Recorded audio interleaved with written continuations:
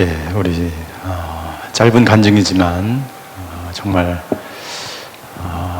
용서를 통해서 승리해 가실, 그리고 회복해 가실, 또 그 가정을 변화시키실 그 하나님을 찬양합니다. 우리 자아행복반, 자아회복반이죠. 자아회복반 우리 수료하신 것 축하드리고요. 우리 광고에서 드린 것처럼 굉장히 많은 스쿨과 소그룹이 시작이 됩니다. 우리 가을 학기에. 그래서 여러분들 어떻게 내가 또 우리 가정이 또 내 문제를 어떻게 해결해야 될지 모르시는 분들은 우리 새가족반이나 열린 그룹에 가서 이렇게 자기의 문제 또 어려운 상황들을 고백하고 함께 회복의 여정을 걸어갔으면 좋겠습니다. 제가 지난주에 임직자 훈련 시간에 이제 건강한 리더, 건강한 임직자에 대해서 강의가 끝나고 어떤 집사님이 저에게 찾아오셔서 이렇게 얘기하셨어요. 목사님 말씀이 참 맞는 것 같습니다. 그런데 어떻게 내 자녀와 회복을 해야 될지를 모르겠다는, 자기가 사랑하는 자녀에게 많은 상처와 아픔을 준 것은 알겠는데 아무리 자녀에게 다가가려고 해도 어떤 방법으로 그 자녀의 마음을, 또 자녀가 나를 어떻게 용서를 해야 되는지를, 또 내가 어떻게 자녀에게 용서를 구해야 되는지를 모르겠다는 거예요. 그래서 제가 짧은 시간에 다 설명할 수 없어서 제가 뭐라 그랬게요? 네. 회복 예배 오시라. 회복 예배 오셔서 안내를 받으시라. 너무나 오랫동안 같은 패턴으로 같은 고통과 같은 아픈 그런 상황 가운데 있게 되면 어떻게 그 어려움들을 극복하고 통과해서 궁극적으로 회복되어야 할지 모르는 사람들이 생각 외로 굉장히 많습니다. 더 큰 문제는 내 안에 문제가 무엇이고 내가 이것을 어떻게 풀어나가야 되는지를 모르는 거죠. 모르는 거죠. 이 세상에 수많은 사람들이 자기만의 고통과 아픔을 호소하며 이야기하고 있습니다. 중요한 것은 하나님은 우리에게 분명한 길을 예비해 놓으셨다는 거예요. 그것은 어떤 심리학이나 어떤 세상에서 이야기하는 상당 기법이나 어떤 과학적인 방법으로 어떤 한 인간과 가족과 공동체가 회복되는 것이 아닙니다. 저희가 하는 프로그램은 여러분들이 그 길을 찾도록 회복의 여정을 걸어갈 수 있도록 돕는 거예요. 중요한 것은 우리가 온전하신 그 예수님을 닮아가야 하는데 닮아가지 못하도록 하는 수많은 상처와 아픔들이 내 안에 있기 때문에 그 예수님을 찾아서 나아가지 못하는 거죠. 그래서 이 프로그램들이 필요한 거예요. 그래서 이 소그룹이 필요한 것입니다. 우리 앉아 계신 분 중에 우리 아직 소그룹을 하지 않으신 분들은 우리 새로 개강하는 이 소그룹에 많이 신청하시면 좋을 것 같습니다. 특별히 저희가 오랫동안 기도하면서 청소년 성장학교를 준비했습니다. 이 시대에 교회적으로도 그리고 사회적으로도 이 청소년들에 대한 이야기를 많이 하고 있습니다. 그래서 저희가 정말 빚진 자의 마음으로 청소년과 가정을 함께 회복시키는 그런 청소년 성장학교를 처음 시작을 합니다.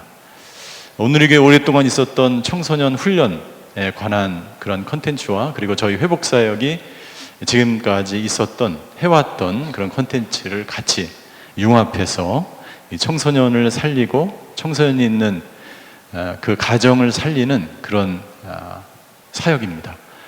여기에 우리 청소년 2학년, 중학교 2학년부터 고등학교 1학년까지 학생들과 그 부모님들을 초청합니다. 우리 주위에 그런 분들을 우리 추천해 주시고 또 아이스쿨 인터넷이나 혹은 오늘 우리 회복 예배 중에 신청을 하실 수가 있습니다.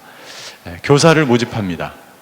그래서 우리 청소년 교사는 다 이제 한 많은 청년들이 너무 감사하게도 한 19명의 청년을 저희가 면접을 봐서 이렇게 스텝으로 선발을 했습니다. 근데 이제 부모 교실 우리 교사들이 아직 없습니다. 여기 앉아 계신 분 중에 우리 부모 교실, 우리 부모들을 부모 성장학교를 섬기실 우리 스텝들 계시면 우리 예배 후에 나가실 때 다 신청해 주시기를 바랍니다. 물론 이제 뭐 다 될 수 있다는 보장은 없습니다. 면접을 봐야 되기 때문에요. 또 우리 장로님들의 면접을 우리 통과해야 됩니다. 그래서 나가실 때 우리 신청해 주시면 함께 청소년 성장학교를 통해서 나도 성장하고 또 청소년과 청소년 가정을 둔 그 가정이 회복되는 것을 우리가 함께 보게 될 줄 믿습니다. 제가 기도하고 하나님의 말씀을 듣겠습니다. 하나님, 귀한 간증을 해주신 우리 전수 자매님을 주님께서 기억하여 주시고 용서하기로 결단한 그 믿음 가운데 하나님 함께하여 주시옵소서. 어머니도 회복되는 놀라운 역사가 있게 하여 주시옵소서. 아버지, 그 자녀에게 한없는 은혜와 긍휼을 베풀어 주셔서 이 가문이 그 아들을, 그 자녀를 통해서 아브라함의 족속으로 믿음으로 변화되어져 가는 것을 우리 모두가 목도할 수 있도록 그 가문과 가정을 축복하여 주시옵소서. 오늘 저희가 하나님의 음성을 듣기 원합니다. 마음을 열고 한 분 한 분에게 꼭 필요한 말씀으로 들려 주시옵소서. 감사드리며 예수 그리스도의 이름으로 기도하였습니다. 아멘. 요즘 그 인터넷에 많이 올라온 글 중에 하나인데요. 아마 여기 인터넷을 많이 보시는 분 중은 들으신 분은 아마 이 내용을 알 것 같아요. 리어커 할머니와 아우디의 접촉사고 라는 글입니다. 이 사건 아시나요? 양천구 신월동에서 실제로 있었던 사건인데요. 제가 우연히 페이스북에 올라온 것을 봤습니다. 어떤 사건이냐면 이 리어커를 끌고 양천구 우리 신월동에 아주 좁은 골목길을 가다가 이 할머니가 이 리어커를 끌고 가는데 너무 힘드니까 그 7살 되는 우리 손자가 할머니 대신 리어커를 끌었어요. 그러니까 이렇게 잘 못 끌었겠죠. 그래서 끌고 가다가 그 골목길에 주차되어 있는 그 아우디 옆을 긁고 지나갔습니다. 긁는 순간 어떻게 될까요? 여러분들, 아우디는요, 저희 그 어디 하나만 교체를 해도 보통 저희가 타고 있는 차 한 대 값에 이제 맞먹는 그런 거죠. 우리 교육자들이 타고 다니는. 그러니까 이제 뭐 이렇게 굉장히 비싼 종류의 그 차죠. 그래서 이게 가서 이게 그 충격을 받고 기스가 났기 때문에 이 할머니는 망연자실하는. 그리고 이 손자, 7살 된 손자는 울기 시작합니다. 그리고 그 리어카에는 뭐가 있었냐면 콩나물 한 봉다리와 바나나 몇 개가 그 리어카에 놓여 있었어요. 할머니가 가족을 위해서 저녁을 끓일 콩나물, 그리고 이 손자의 간식인 바나나가 그 리어카에 있었다는 거죠. 어떻게 해야 될지 모르고 주인은 없고 그렇게 이 손자는 눈물을 흘리고 있을 때 이 글을 올린, 인터넷에 그 글을 올린 사람이 아마 그 할머니에게 가서 왜 이렇게 손자가 우느냐, 왜 이렇게 힘들어 하시느냐라고 물어봤더니 이런 사고가 있었다.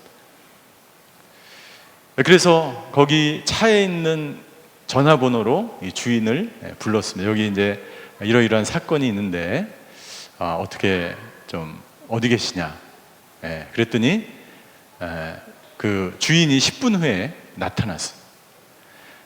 주인이 10분 후에 나타나서 뭐라 그랬을까요?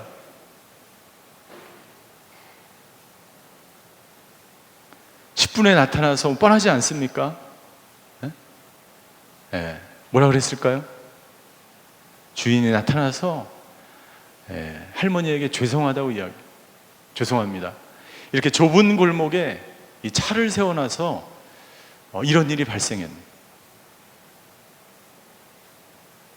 그리고 그 차 주인의 아내는 우는 이 손자를 7살 난 손자를 우는 아이를 달랩니다. 괜찮아, 괜찮아, 괜찮아.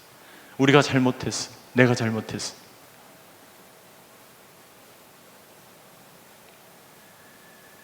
너무나 감동적이지 않습니까? 네, 너무나 감동적이에요. 대부분의 사람들은 아마 그 상황을 겪게 되면 화를 내거나 분노하거나 보험회사에 바로 전화를 걸거나 무슨 일을 하겠죠.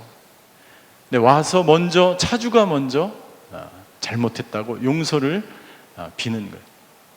그런데 더 재밌는 것은 이러한 그 내용을 인터넷으로 올렸는데 아우디 코리아에서 이 인터넷에 올라온 이야기를 보고 뭐라고 또 인터넷에 올렸냐면, 뒤늦게 이 사실을 알게 된 우리 아우디 코리아에서 이 차주를 수문해서 고객센터에 연락을 주시면 수리비 전액을 우리가 지원하겠습니다 라고 또 광고를 올린 거예요. 너무나 따뜻하지 않습니까? 별 반응이 없으시네요. 저녁을 드셨나요? 너무나 따뜻한 얘기예요. 여러분들, 이런 이야기를 들으면 우리 마음이 따뜻해집니다. 여전히 우리 사회는 살만하구나. 정말 그 아우디 주인이지만 또 아우디 코리아는 뭐 선전을 위해서 그렇게 할 수도 있지만 어쨌든 너무나 따뜻한 이야기들이죠. 고마운 일이죠. 여러분들, 우리가 이런 이야기를 들을 때 우리의 마음이 따뜻해집니다. 감동을 받습니다. 그리고 인터넷에 보니까 많은 사람들이 거기 댓글을 달았어요. 너무나 정말 그 주인이 너무나 상을 줄 만하다, 칭찬할 만하다. 여러분들, 우리의 마음이 언제 따뜻해질까요? 감사할 때. 감사할 때, 내가 연약하고 내가 힘들고 내가 고통스럽고 내가 마음이 어렵지만 그럼에도 불구하고 감사할 때 나는 감동이 되고 따뜻해지는 거예요. 아니, 감사할 때뿐만 아니라 그러한 감사한 이야기를 들으면서도, 내가 직접 감사하는 그 사건이나 일이 없을지라도 그러한 감동적인 이야기, 그런 고마운 이야기를 듣기만 해도 우리의 마음은 따뜻해지고 정말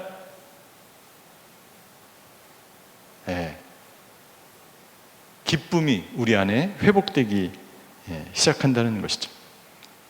우리는 어떻게 나의 주어진 삶 속에서 감사하는 삶을 살아갈 수 있을까? 오늘 제목처럼 어떻게 내가 처해 있는 이 현실에 감사하는 삶을 살아갈 수 있을까? 우리 오늘 빌립보서 4장에 있는 바울의 고백을 통해서 짧지만 같이 한번 생각하는 시간을 갖기를 원합니다. 먼저 바울은 자신이 왜 기쁨이 가득한지를, 왜 감사한지를 고백하고 있습니다. 우리 11절과 12절의 말씀 한 번 더 같이 읽겠습니다. 11절을 먼저 읽겠습니다. 시작. 내가 궁핍함으로 이런 말을 하는 것이 아닙니다. 나는 어떤 처지에 있든지 자족하는 법을 배웠습니다. 12절입니다. 나는 궁핍에 처할 줄도 알고 풍부에 처할 줄도 압니다. 나는 배부르든 배고프든 풍족하든 궁핍하든 모든 형편에 처하는 비결을 배웠습니다. 바울은 지금 감옥에 갇혀 있습니다. 어둡고 침침한 곳에 있습니다. 어떠한 것도 여러분들 자유롭지 않은 상황 가운데 있었지만 바울은 내 안에 기쁨이 넘친다고 빌립보 교인들에게 이야기하고, 특별히 빌립보 교인들이 헌금을 해서 에바브로 디도라는 사람 편에 감옥에 있는 바울에게 헌금을 합니다. 사역을 하고 있는 중에 있는 바울에게 헌금을 합니다. 그 헌금이 10절에 보니까 싹이 났다 그랬어요. 싹이 났어. 그 헌금을 기억하면서 그것이 얼마나 큰 도움이 됐고 복음의 진보가 있었는지를 고백하는 거예요. 그런데 여기에 대해서 감사를 표현할 그런 기회가 없었는데 감옥에 있을 때 비로소 사도 바울이 빌립보에 있는 교인들에게 편지를 쓰는 거예요. 감사한. 그런데 사도 바울이 감사한 이유가 뭐냐면요, 감사할 수 있는 비결이 뭐냐면 자족하는 법을 배웠기 때문이다라고 합니다. 자족하는 법을 배웠기 때문. 감옥이지만 그 모든 형편에 감사할 수 있었던 것은 사도 바울이 11절 마지막에 보니까 자족하는 법을 배웠습니다. 여러분들, 자족한다는 것은요, 우리가 알고 있는 것처럼 그 한문에 풀이 되는 것처럼 스스로 만족하는 것입니다. 환경에 따라서 좌우되는 것이 아니라, 어떤 소유에 많고 적음에 따라서 자유되는 것이 아니라, 내 환경과 관계없이 나는 스스로 만족한 그 상태를 누리는 것을 자족한다라고 말하는 거예요. 여러분들, 여기서의 자족은요, 이 자족의 의미란 내가 어렵고 힘든 환경, 이렇게 고통스러우니까 그냥 이 환경에 순응해야 되겠다라는 것을 말하는 거예요. 그냥 여기에 적응하면서 살아가야죠. 내가 힘들고 어려우니까 그냥 어쩔 수 없이 이렇게 살 수밖에 없으니까 내가 심리적으로 안정을 누리기 위해서 스스로 그냥 순응해 나가는 것을 말하는 게 아니에요. 두 번째, 자족한다는 것은요, 현실에 그냥 안주한다는 게 아니에요. 더 나은 미래를 위해서, 더 좋은 미래를 위해서 내가 노력하고 그렇게 살아가려고 노력하는 것을 포기하고 그냥 안주해 버리면서 만족한 삶을 살아간다는 것이 아니에요. 사도 바울은 한 번도 자기의 상태나 선교하는 일이나 복음을 전하는 일에 한 번도 만족한 적이 없어요. 복음을 위해서 그는 표대를 향해서 끝까지 달려갔습니다. 자족한다는 것은, 사도 바울이 말하는 자족한다는 것은 스스로 환경에 관계없이, 그리고 그 환경에 적응하거나 그 환경에 순응하거나 그 환경에 억지로 내가 받아들이는 그런 상태가 아니에요. 그 어려운 환경을 넘어서서 내가 그 환경을 극복하고 스스로 자족한 사람으로 변화되어져 가는 거예요.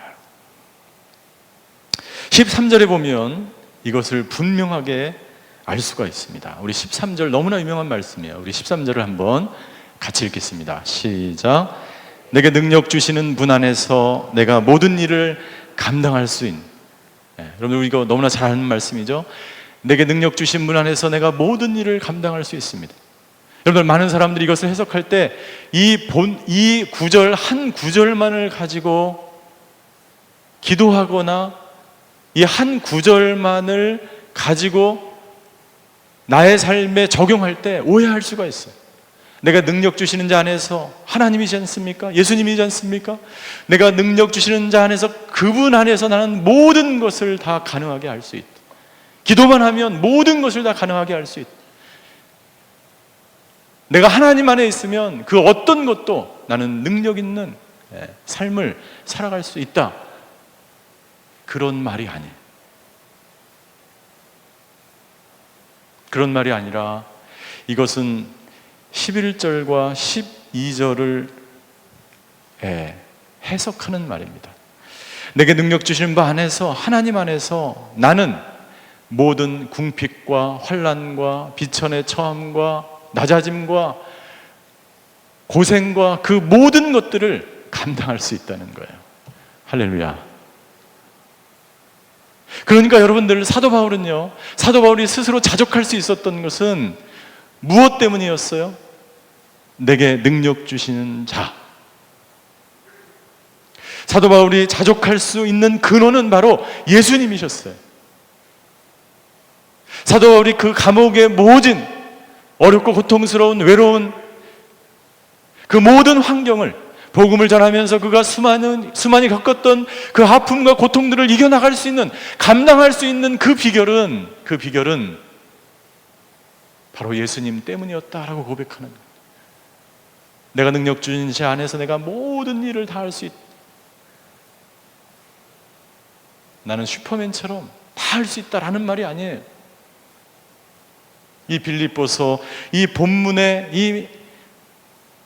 이 내용 안에서 우리가 해석을 할 때에 이 모든 일은 무엇이냐면 바로 12절에 있는 말씀이에요. 12절 같이 읽겠습니다. 시작. 나는 궁핍에 처할 줄도 알고 풍부에 처할 줄도 압니다. 나는 배부르든 배고프든 풍족하든 궁핍하든 모든 형편에 처한 비결을 배웠습니다. 그 비결은 무엇입니까? 하나님 안에 있는 거예요. 하나님 안에 있을 때 나는 모든 일은 어떤 일입니까? 가난하든 부하든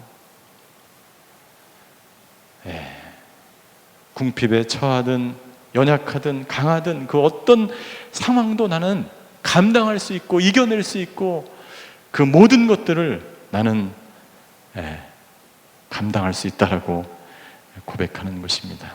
곧 바울은 자신에게 능력 주시는 분 안에서 모든 환경을 감당할 수 있다는 거예요.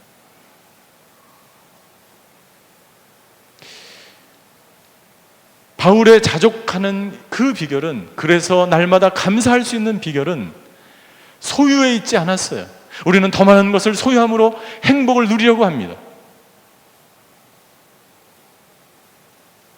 소유가 아니라 하나님 안에 있는 나 자신의 존재를 통해서 하나님 안에 있음으로 해서 하나님 그분 때문에 나는 자족을 배웠노라라고 고백하는 것입니다. 디모데전서 6장 6절부터 8절까지 말씀해 보면 바울은 그렇게 권면합니다. 그러나 스스로 만족하는 마음이, 자족하는 마음이 있으면 경건은 큰 유익이 됩니다. 우리가 세상에 아무것도 갖고 온 것이 없으니 떠날 때도 아무것도 갖고 갈 수 없다. 우리가 먹을 것과 입을 것이 있으면 이것으로 만족해야만 한다. 무슨 말입니까? 자족의 반대말은 소유하려고 하는 거예요. 아무것도 갖고 온 것이 없는데 모든 것을 가지고 떠날 사람처럼 살아가게 되면 여러분들 그것처럼 여러분들 미련한 사람이 없는 거예요. 이주연 목사님이 우리 목회자들 영성 수련을 매주 목요일마다 시작했습니다. 매주 목요일마다 남한사성에 들어가서 영성 수련을 하는데 굉장히 좋은 시간이었어요. 이주연 목사님이 이런 얘기를 합니다. 자기가 목회자가 되면서 결심한 것이 한 가지 있는데 그것이 뭐냐면 나는 절대 땅 한 평도 내 이름으로 갖지 않기로 했다.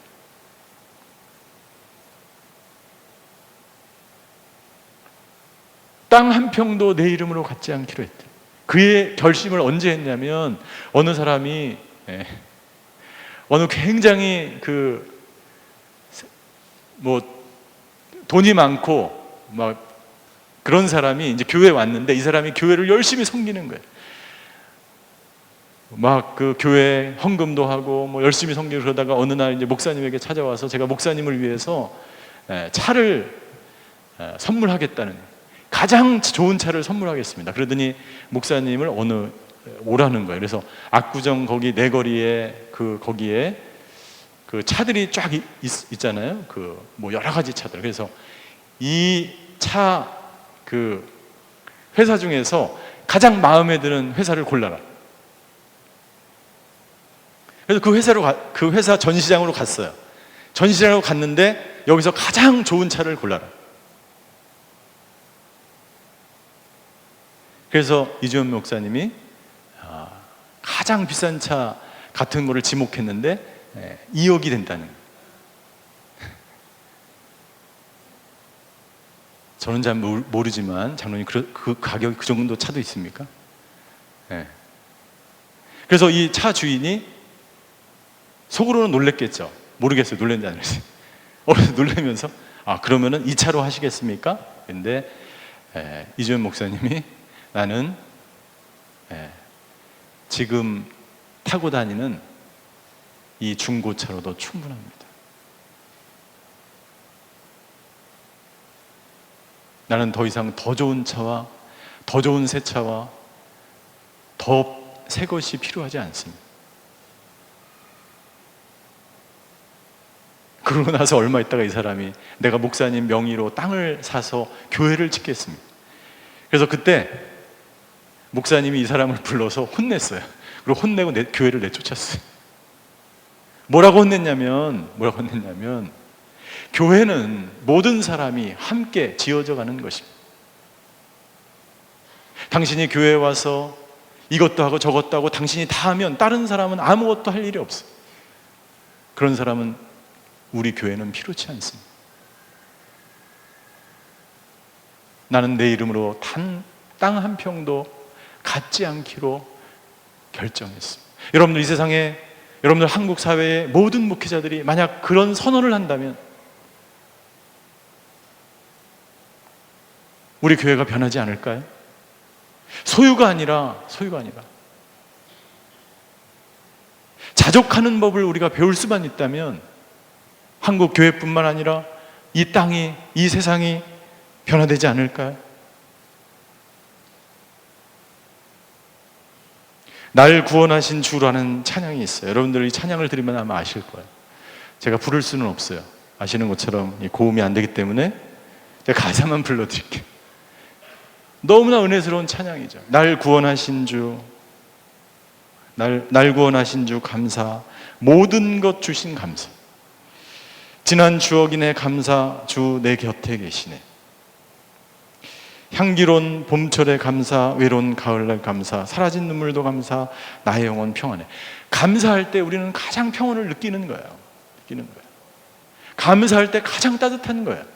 그것은 상황과 관계가 없고 내 형편과 관계가 없고 어떤 상황에 있든지 감사할 수 있다면 그것보다 더 평안한 일은 없다는 거예요. 응답하신 기도 감사, 거절하신 것 감사. 2절입니다. 헤쳐나온 풍랑 감사, 모든 것 채우시네.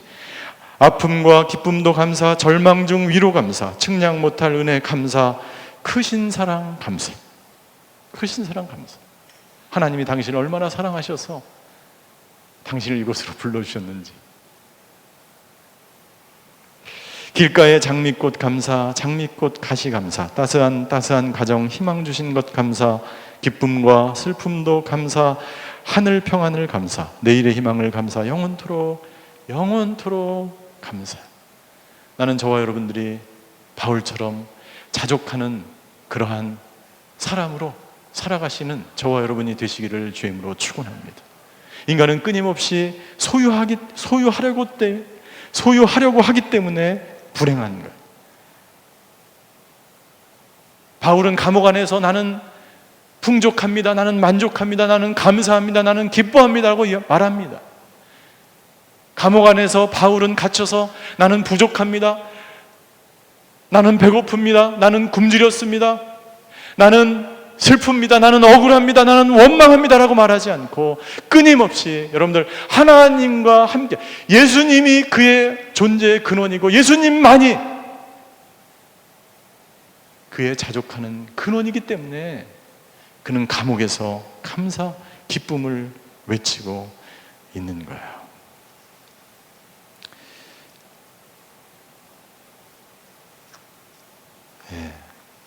여러분들,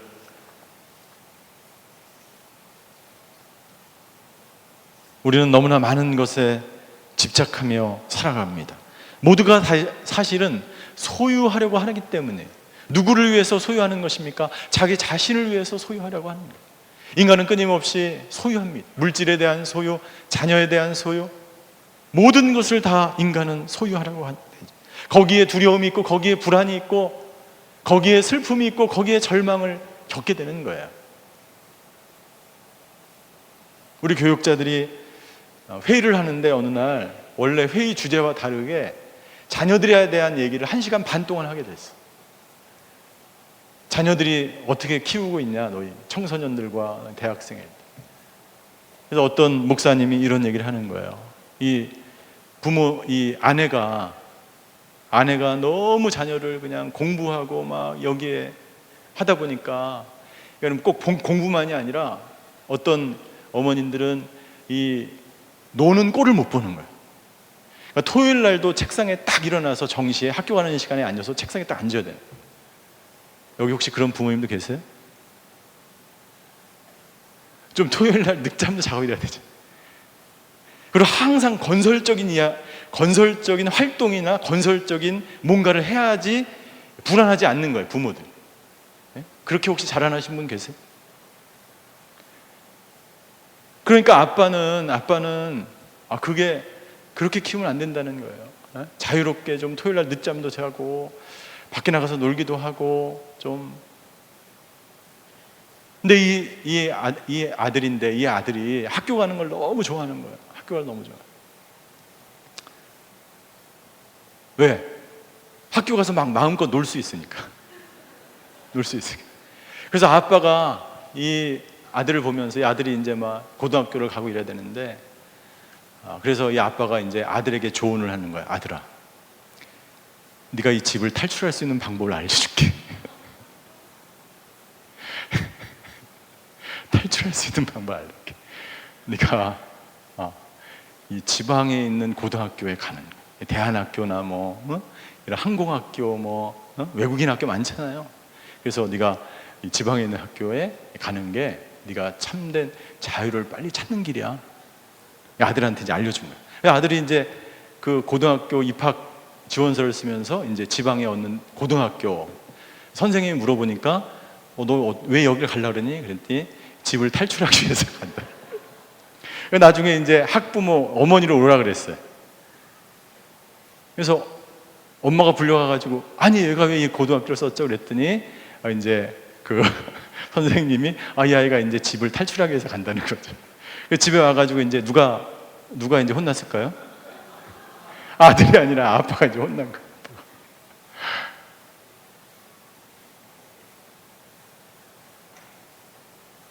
여러분들, 자녀도 내 소유가 아니고 이 땅도 내 소유가 아니고 내 인생도 내 소유가 아니고 내가 가지고 있는 물질도 내 소유가 아니고 내 소유가 아니라고 생각하면 여러분들 간단해요. 내 소유라고 생각하기 때문에 여러분들 힘든 거예요. 힘든 거예요.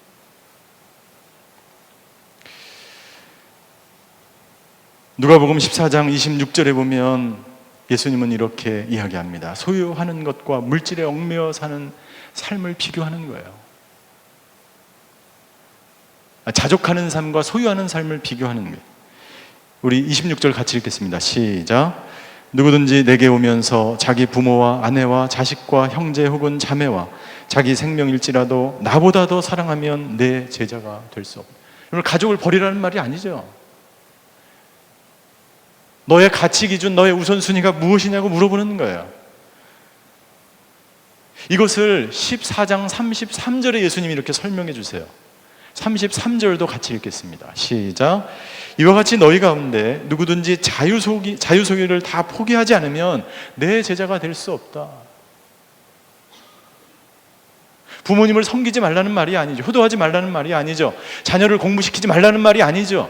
당신의 소유로 삼고 너의 만족과 너의 유익과 너의 개인적인 욕망 때문에 너의 인생과 너의 자녀와 그 모든 것들을 망치지 말라는 거죠. 34절입니다. 소금은 좋은 것이다. 그러나 소금이 짠맛을 잃으면 무엇으로 다시 짜게 하겠느냐. 우리가 어떻게 세상 사람들에게 소금으로 보여질 수 있겠습니까? 소유가 아니라 자족하는 법을 배우는 거예요. 자족하는 법을 배우는 거예요. 여러분들, 믿음으로 산다는 것은 자족하며 사는 것이고, 자족하며 감사하며 살아간다는 것은 곧 주님의 제자가 된다는 것이고, 그것이 바로 세상 사람들과 다르게 살아가는 방법이에요. 여러분들, 인간의 소유, 자족하지 않고 소유하려고 하는 그 인간의 끝없는 욕심 때문에 이 지구상에 얼마나 고통스러운 일들이 많이 일어나고 있습니까? 지금 예술의 전당 전시관에서 로이터 우리 사진전이 열리고 있죠. 그 사진전에서 몇 가지 사진을 제가 소개해 드리겠습니다.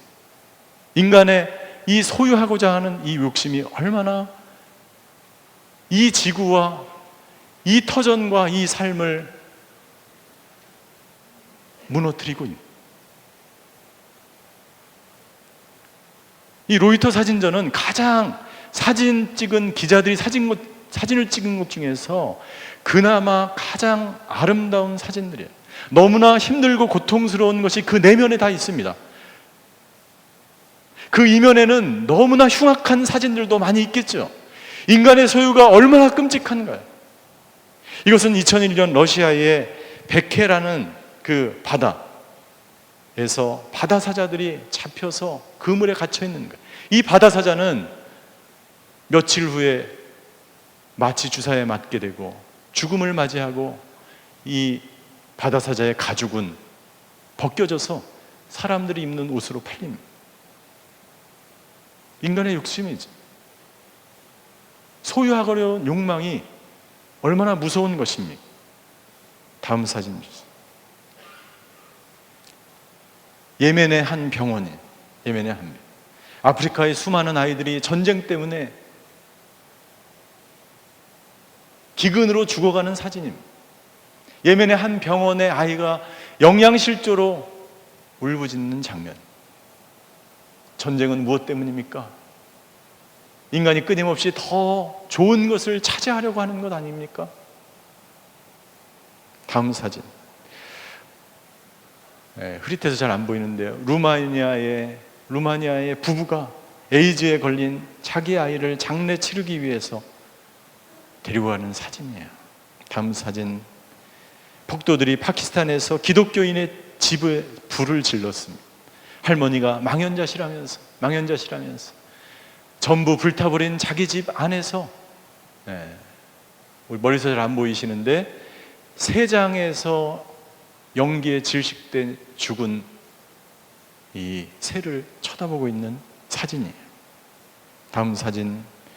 이스라엘의 군인들이, 동료들이 죽은 그 땅, 팔레스타인과 이스라엘은 지금도 끊임없이 전쟁, 끊임없이 사람이 죽고 있어요. 그 땅이 자신의 땅인지 착각하는 거죠. 자기 자신의 땅으로 만들려고 하기 때문에 고통스러운 거죠. 다음 사진. 2005년 이라크에 자살폭탄 테러를 시도한 한 남성이 붙들려가는 장면. 다음 사진. 서울에서 공무원 개혁에 반대하는 사람들이 시위를 하다가 어떤 한 할머니가 시위대 길이 막혀서 울면서 통곡하는 사진입니다. 다음 사진. 2015년 미얀마의 난민 수용소에서 빗물로 식수를 해결하려고 하는 사진. 이 난민들은 무려 두 달 동안이나 바다 위에서 표류한. 다음 사진. 이 사진은 스위스의 마테호른 산이라고 하는 것입니다. 7월 14일이 되면 저 불이 켜집니다. 왜요? 무려 저 정상에 오르기 위해서 500명의 사망자를 낸, 그것을 기념하기 위해서 7월 14일 날 저 등이 켜집니다. 도전하는 것은 아름답습니다. 그러나 제가 얘기하려고 하는 것은 여러분들, 인간의 소유와 인간의 탐욕과 인간의 욕심이 얼마나 비극을 가져다 주는지를 이 사진을 통해서 우리는 볼 수 있어요. 사람들은 내가 소유하지 않으면 죽을 것 같다고 생각합니다. 그렇지 않아요. 사도 바울처럼 어떤 형편에서든지 여러분들 예수님을 자기의 가치 기준으로, 예수님을 자기의 근본으로 삼는 사람은 모든 환경을 감당할 수 있는 줄 믿습니다. 사도 바울은 이것 때문에 자족하는 비결을 배운 거예요. 예수님 때문에 그는 평생 순교의 길을 걸어갈 수 있었던 거예요. 예수님 때문에 사도 바울은 모든 것을 다 버리고 복음의 길을, 제자의 길을 소금처럼 걸어갔던 것입니다.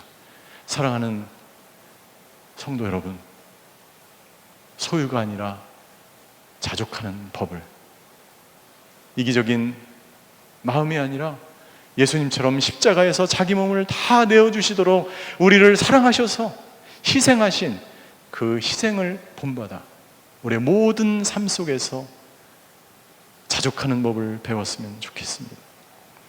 2010년 11월 21일 추수감사주일 설교에서 하영자 목사님은 이렇게 설교했어요. 저는 간암 수술을 7번 하고 투석도 계속 받아야 합니다. 가끔 강단에 올라갈 때 비틀거리면서 올라옵니다. 이것을 불평할 수도 있지만 저는 그래도 제가 설교할 수 있는 것이 감사합니다. 아픈 것도 감사하고 죽게 된 것도 감사합니다. 감사하려고 하면 안 할 것이 하나도 없습니다. 망하는 것도 감사하고 부도난 것도 감사하고 불치병에 걸린 것도 감사하고 친구들이 다 떠나는 것도 감사하고 사회적으로 매장당하는 것도 감사하면 하나님께서 이것을 복으로 바꾸어 주십니다. 은혜로 바꾸어 주십니다. 감사는 축복을 낳습니다. 여러분, 무슨 일을 만나든지 감사하십시오. 이런 설교를 하시고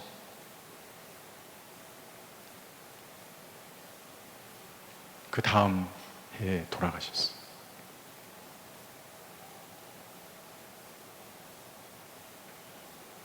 사랑하는 성도 여러분들, 바울처럼 우리의 믿음의 선진들처럼 소유가 아니라 하나님 안의 존재로 자족하는 저와 여러분이 되시기를 주님으로 축원합니다. 이 시간 같이 찬양하기 원합니다. 제가 아까 읽어드린 날 구원하신 주 감사, 이 찬양할 때 여러분들 눈을 감고, 제가 가사를 읽어드리겠습니다. 눈을 감고 여러분들 감사한 것만 생각했으면 좋겠어요.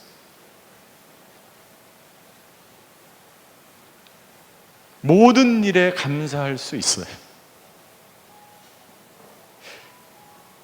당신이 당하는 일이 지금 어렵고 힘들지라도 그것이 감사한 일이 될지 고통스러운 일이 될지는 끝나봐야 합니다. 지금 내 눈앞에 있기 때문에 그것이 너무나 고통스럽기 때문에 이것은 너무나 비극적인 일이라고 할 수 없다는 거예요.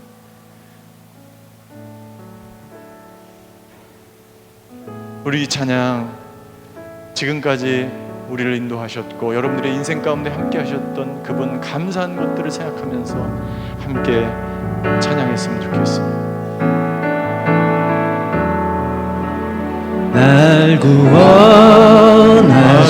주 감사, 모든 것 주신 감사, 지난 추억 은혜 감사, 주 내 곁에 계시네. 향기로운 봄철의 감사, 외로운 가을날 감사, 사라진 눈물도 감사, 나의 영혼 평안에 응답하신 기도 감사, 거절하신 것 감사, 헤쳐나온 풍랑 감사, 모든 것 채우시네.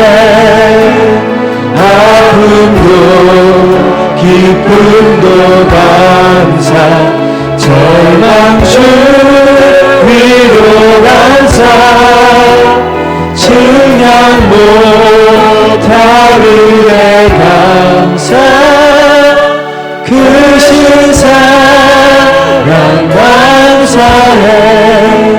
길가에 장미꽃 감사, 다시 감사지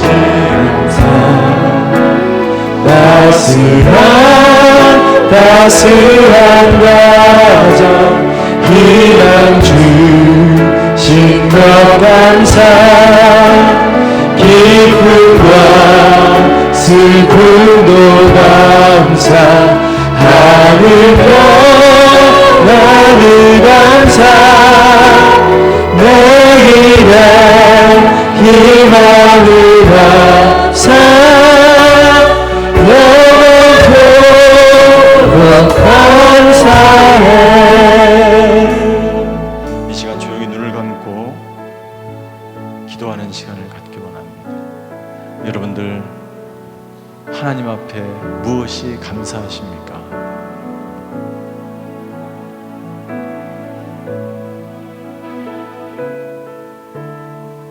우리가 어떤 상황 가운데 있든지 하나님은 우리에게 최선의 길을 예비하시는 하나님인 줄 믿습니다. 소유하려고 하면 점점 힘들고 고통스럽고 괴롭고 자유함이 없어지게 됩니다. 그러나 자족하는 법을 배우면 희망이 생기고 미래가 보이고 기쁨이 넘치게 되는 것이죠. 누구든지 자기 소유를 다 포기하지 않으면 소금이 될 수 없고, 당신은 무엇을 내려놓지 못하고 있습니까? 당신은 무엇 때문에 힘들어하고 있습니까? 만약 그것이 당신이 더 많이 소유하고 당신이 더 많이 가지려고 하는 것이라면 우리는 사도 바울의 자족하는 법을 배워야 될 줄 믿습니다. 감사는 인생을 바꾸며, 감사는 우리의 삶을 바꾸고 내 생각을 바꾸고 가정을 바꾸고, 우리가 정말 자족할 수 있다면 내 인생이 변화되기 시작할 거예요.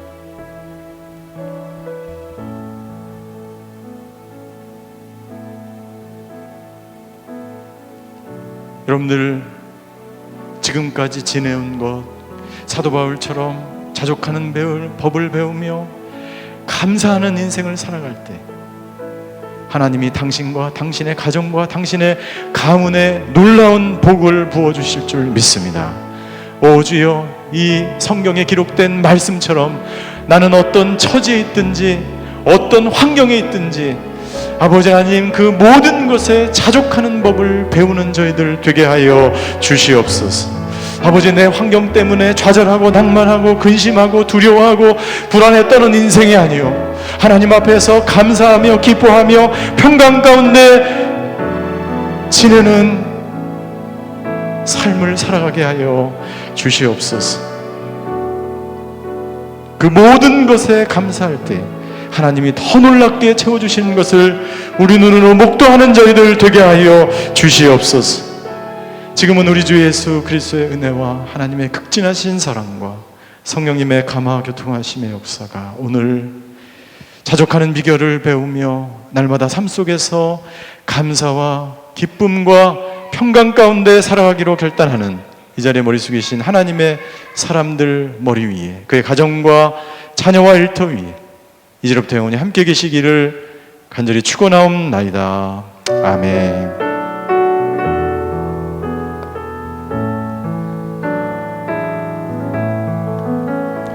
예배를 마쳐